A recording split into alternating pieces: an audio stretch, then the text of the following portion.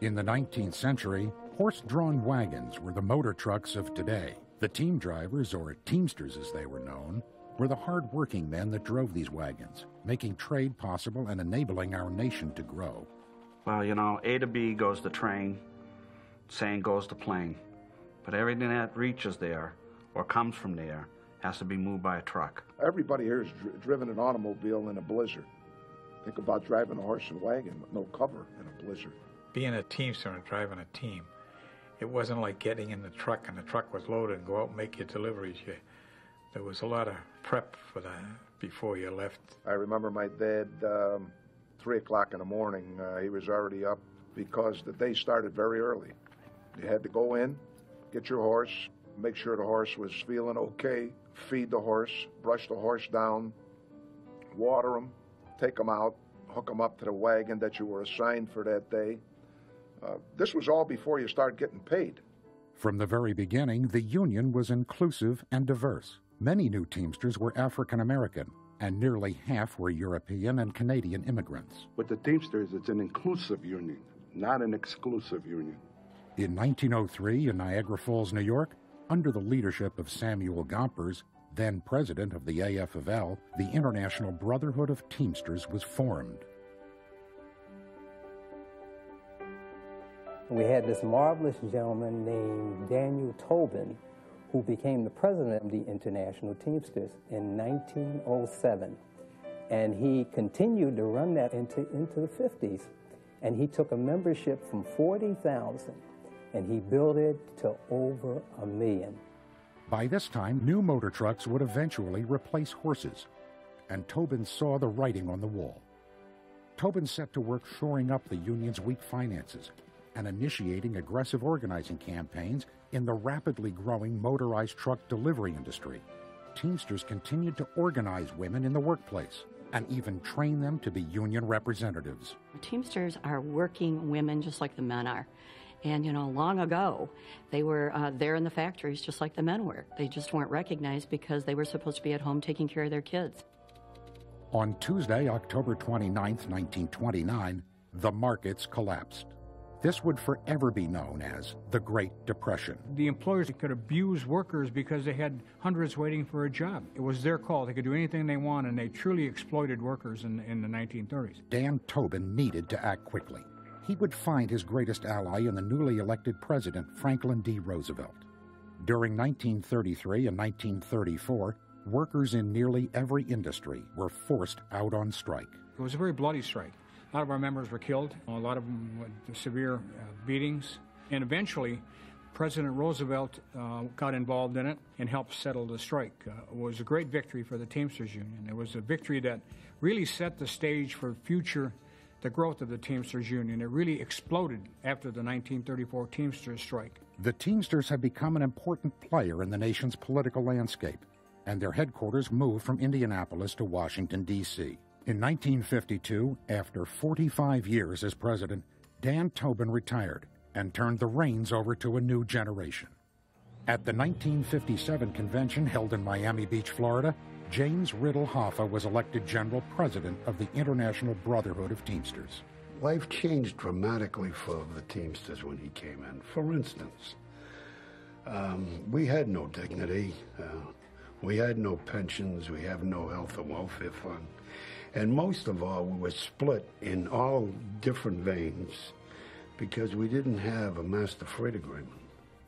In 1964, Hoffa negotiated the first national master freight agreement, and overnight, 400,000 members employed by 16,000 trucking companies joined the middle class.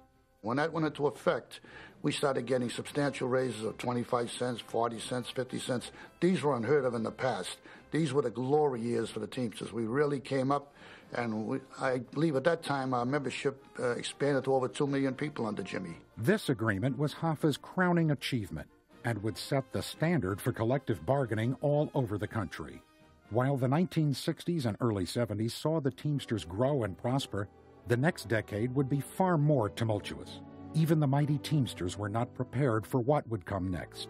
Leaders of working men and women like Dr. King would be struck down by assassins' bullets, And even James R. Hoffa couldn't protect himself from those determined to end his leadership through violence.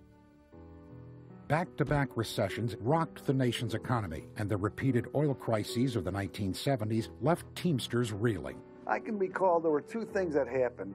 The economy went down, and deregulation at the exact time. Those two events, I really believe, was the start of union membership declining, non-union companies proliferating dramatically. When they passed deregulation in 1978 under Jimmy Carter and Teddy Kennedy, it was directed specifically at the Teamsters Union. It was directed at them to break their back, and almost did that. The next 10 years were grim for all of organized labor. The Teamsters would see its size and influence sharply erode and its treasury plummet to near bankruptcy. In 1998, all eyes would once again turn to the Teamsters as James P. Hoffa was elected general president under a banner of restoring the unity and strength that the union once enjoyed. We had been so disarrayed for such a long time. We had to bring back unity, to bring back the power. When people are together with the same ideas, the same principles, and moving in the same direction, that's what you need. If we're not united, we could never do anything, and we cannot move into the next century or the future of the Teamsters Union. Hoffa went on to renegotiate the landmark National Master Freight Agreement in 2003. The unique thing about the National Master Freight Agreement was that it had this ability over deadlock grievances. In midterm, we could strike the employer, which gave us what we call the hammer.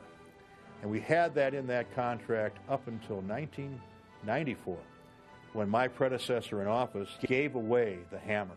And when that happened, we lost our power in freight after 1994. We got to make sure we get the right to strike. Everybody said, never be done. Can't be done. Why would the employers ever give that back to you? And I said, that's going to be our goal. And Phil said, I know how to do it. And we took a strike vote. And it came a time we even walked away from the table. And the employers started to sweat. They said, what's going on? We're down to the deadline. Where are we going with this thing? And pretty soon they came back, because Phil Young, Tyson Johnson, and myself sat down with the employers and said, there's a way to get back to the table. It's going to be bring that power back to the Teamsters Union, get the right to strike back. And sure enough, not only did we get the good wages, not only did we get everything else, but we got the hammer back. We got the hammer back. We got the power. And you know what? They ain't laughing anymore. They ain't laughing anymore. Once again, the union means hope for working people. The Teamsters are well positioned and ready for whatever the next 100 years will bring. This is a huge, big, powerful union. We can make a difference in the world. If it wasn't for the union, there would be no middle class. We would have a total proletariat system. You either be damn rich or damn poor. There's no in between. And I'm damn proud to be a Teamster. And I tell you, it's given me a great life. Still is. I wouldn't have it any other way. There's 3 generations of Teamsters in my family. My father, me, and my son. So it's a Teamster thing. I think we have to understand our history and be proud of it. Be proud of all the things that we went through, because we had to go through every single thing to be what we are today. We had to do that.